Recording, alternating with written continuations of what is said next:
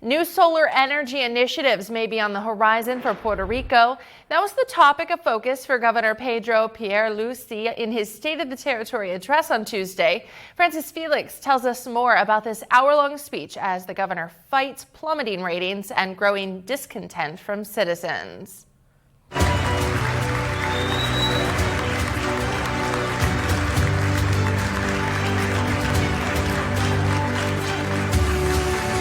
Governor Pedro Pierluisi focused his third message on the state of the country's situation on summarizing the achievements that he attributes to his administration in the 27 months that he has been in command, and in which he mentioned past promises, such as the construction of a hospital in Vieques, and made few announcements, like $100 million of federal funds that will be invested for a new voucher program in which middle-class families will be able to pay up to 30% of the cost of a solar system with batteries for their homes. Corruption, economic development, reconstruction, health, education, and energy security were other topics that Pierluisi developed during the message that was attended by 215 guests from La Fortaleza.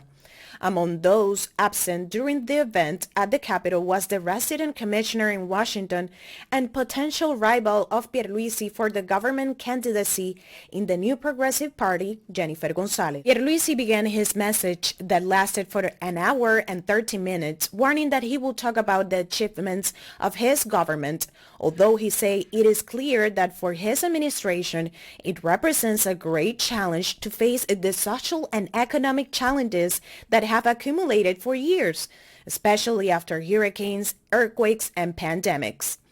The governor quoted the phrase, "The future is not what is going to happen, it is what we are going to do," by the Argentine writer and poet Jorge Luis Borges, to emphasize that for him it means making things happen. Among the most relevant information offered by Pierluisi, it stands out that he announced that he will present a preliminary version of the budget before the Fiscal Oversight Board.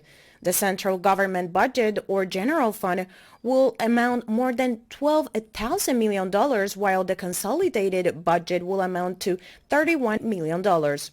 This is the highest consolidated budget since the imposition of the Fiscal Oversight Board. Governor said he's fighting against corruption and said he had zero tolerance and impunity for any act that leads to this crime, which is mostly dealt by federal authorities. An important point in his message were the reconstruction of the island that has barely taken a couple of steps.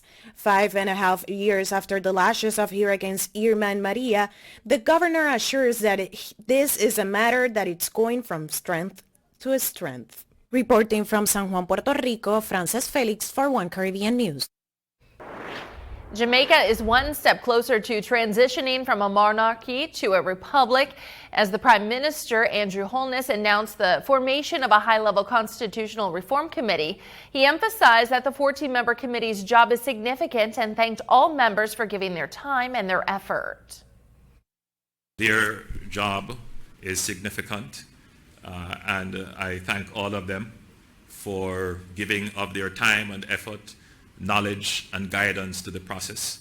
I am confident that we will be able to meet the ambitious timelines that have been set, and that we will make one step further in redefining who we are as a country and as a sovereign people. Minister Maluhu Forte informed that the terms of the reference for the committee had been settled and that they had an extremely ambitious timeline. She pledged that the nation would be kept abreast of the process through media engagement and statements in Parliament. I'm grateful that all committee members have committed to working to achieving the goals along the way. I commit to keeping the nation abreast, not only through media engagement, but also with statements in the Parliament.